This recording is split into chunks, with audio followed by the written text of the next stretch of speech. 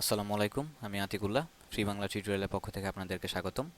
গত পর্বে আমরা ব্রাশ টুলস নিয়ে কাজ করেছিলাম এবং এখানে আমরা যখন এই ব্রাশটি তৈরি করেছিলাম এবং এটি কালারটি চেঞ্জ করেছিলাম শার্টের, এবং আমি যেটি দেখাতে গিয়ে পরে শেষে ভুলে গিয়েছিলাম সেটি হচ্ছে যে এখানে আমার যে এই হ্যাঙ্গারটি ব্লু কালার হয়েছে, ইটস ওকে। বাট এটি আমি যদি আরেকটু ডিপ ব্লু কালার দিয়ে দিতাম তাহলে এই হ্যাঙ্গার যে এখানে রয়েছে এটি অ্যাকচুয়ালি বোঝাই যাইতো না। তো এরকমভাবে পরবর্তীতে চাইলে আমরা সেটি এই শার্টের পুরো অংশটিকে কেটে অন্য জায়গায় নিয়ে সেট আপ করতে পারতাম। তো সেই হিসেবে আমরা ব্রাশ টুলসটির কিভাবে কাজ টাজ করতে পারি সেটি সম্বন্ধে আজকে আলোচনা করব।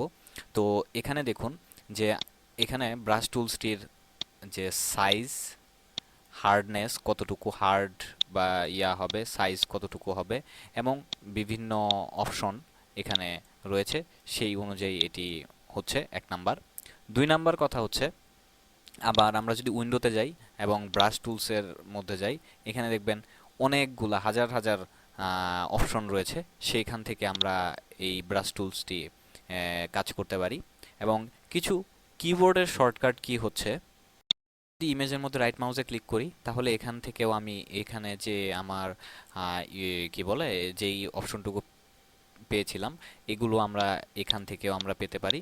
এবং সিম্পলি এন্টার প্রেস করলেই এটি আবার চলে যাবে এবং আমার সেটি শর্টকাটে দ্রুত কাজ করতে পারলাম। আমি যদি কিবোর্ডে যে থার্ড ব্র্যাকেট যেটিকে বলা হয় সেটি, শুরু থার্ড ব্র্যাকেট যেটি, এটির মধ্যে ক্লিক করি তাহলে আমার ব্রাশটি ছোট হবে, মাউসের পয়েন্টার দিয়ে দেখতে পাচ্ছেন। আবার আমি যদি থার্ড ব্র্যাকেট কি যেটি রয়েছে ওই থার্ড ব্র্যাকেট কিবোর্ডে এটিকে বড় করি তাহলে আমার মাউসের পয়েন্টারটি এরকমভাবে বড় হবে। এবং আমি যদি এটার ডেপথ, মানে কি বলে, হার্ডনেস বাড়াতে চাই তাহলে যেটি করতে পারি, শিফটের মধ্যে টিপ দিয়ে ওই একই কথা, যে আমার থার্ড ব্র্যাকেটের শুরুটি যদি দেই তাহলে আমার এটি দেখুন এবার মানে হালকা হয়েছে। আবার এটি যদি আমি প্লাস দেই তাহলে এবার দেখুন এবার এটি আমার গাঢ় হয়েছে। তো এভাবে আমার হার্ডনেসটা বাড়াতে কমাতে পারি, শিফট থার্ড ব্র্যাকেট শুরু বা থার্ড ব্র্যাকেট শেষ দিয়ে বাড়াতে বা কমাতে পারি। এটির মাধ্যমে আমার এখানে দেখতে পাচ্ছি যে আমার 300 হয়েছে হার্ডনেস, ব্রাশের সাইজ। তো সেভাবে আমরা এটি বুঝতে পারি। বাট এছাড়া আরেকটি যেটি অপশন রয়েছে, যে আমি শিফট এবং অল্টার প্রেস করে আমি যদি কাজ করি, ওয়েট, তো এখানে অল্টার শিফটের ব্যাপারটি এখানে হচ্ছে না, আমি ঠিক বুঝতে পারছি না। তো আমি আরেকটি যে ব্যাপারটি দেখাতে যাচ্ছি সেটি হচ্ছে, আমি যদি শিফট চাপ দিই, দিয়ে তারপরে এবার যদি উপরে নিচে নেই তাহলে তারপরেও দেখবেন এটি হচ্ছে না। এবং এটি সরল রেখা বরাবর, এবং শিফট চাপ দিয়ে ধরুন আবার এখানে আসলাম, আবার এখানে আসলাম, মানে সরল রেখা বরাবর আপনার যদি পেইন্ট করা দরকার পড়ে তাহলে আপনারা এইভাবে করতে পারেন। এবার আমি এখানে মিনি ব্রিজ থেকে এই একটি ইমেজ এবং এই একটি ইমেজ, দুইটি ইমেজ সিলেক্ট করে ওপেন ফটোশপ, এখানে দেখুন যে এই যে ফটোশপ এবং load this file with layer click করলাম। তো একই ইয়াতে একই লেয়ারে দুইটি লেয়ারে দুইটি ছবি একই ট্যাবের মধ্যে ওপেন হলো। এবার আমি আমার গ্রেডিয়েন্ট মেনুটি এখান থেকে সিলেক্ট করলাম এবং গ্রেডিয়েন্টে আমি প্রথমে কাজ করার ক্ষেত্রে কন্ট্রোল ডি দিলাম এবং এখান থেকে একটি সরলরেখা টানলাম, শিফট চাপ দিয়ে সমান সমান। তো এখানে আরেকটি কাজ আমি ভুলে গেছি, সেটি হচ্ছে যে এর আগে যেটি করতে হবে, যে এখানে আমি একটি মাস্ক অ্যাড করলাম। এবার কন্ট্রোল মাস্ক অ্যাড করে এবার এখানে কন্ট্রোল ডি দিলাম এবং এবার আমি শিফট চাপ দিয়ে সরলরেখা টানলাম। এবার দেখুন আমার যে নিচের যে ছবিটি ছিল, নিচের ছবিটি এবং উপরের ছবিটি, এই যে এটা হচ্ছে আমার নিচের ছবি আর এটি হচ্ছে আমার উপরের ছবি। তো সেই নিচের ছবি এবং এই উপরের ছবি, এই দুটি ছবি একটি আরেকটির মধ্যে এখানে চলে এসছে। এবং এখান থেকে আমার আরও স্টাইল যেটি আমরা চাই সেই অনুযায়ী আমার স্টাইল যেটি আমাদের দরকার সেই অনুযায়ী সেই স্টাইল করে এখানে যদি আমি এটিকে সাদা করে দেই এবং তো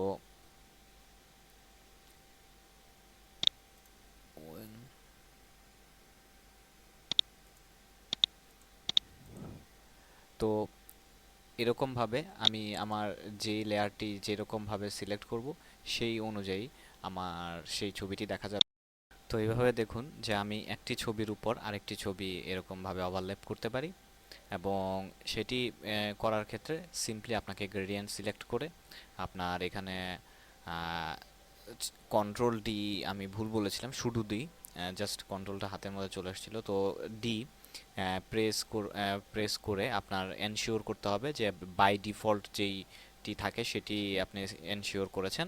এরপর এখানে একটি মাস্ক অ্যাড করে আপনি সরলরেখা টেনে এটিকে এখানে শো করতে পারেন। আপনি চাইলে এখান থেকে এটি ডান থেকে বামে, আবার বাম থেকে ডানে যেরকমভাবে আপনি চান সেরকমভাবে আপনি আপনার সেই ছবিটিকে যেরকম অ্যাকচুয়ালি আপনি চান সেরকমভাবে একটি আরেকটির উপরে আমরা অ্যাড করতে পারি। তো এবার আমরা আরেকটি নতুন বিষয়ে চলে যাচ্ছি। সেটি হচ্ছে যে ধরুন আমার এই ইমেজটি রয়েছে। তো এই ইমেজের মধ্যে আমরা আমার বিগত টিউটোরিয়ালগুলোতে অনেকবারই এই অ্যাডজাস্টমেন্ট লেয়ার নিয়ে কাজ করেছিলাম এবং এখানে অনেক কিছু আমি সিলেক্ট করে আপনাদের কালার টালার চেঞ্জ করানো যায় সেই ব্যাপারটি অলরেডি হয়তো আপনাদের দেখে ফেলেছেন আমার পূর্বের টিউটোরিয়ালগুলো থেকে। তো এখান থেকে আমার যে কাজগুলো করে যায় সেটা তো অলরেডি কিছুটা হলেও আপনাদের আইডিয়া হয়েই গেছে, কিন্তু আমরা যদি চাই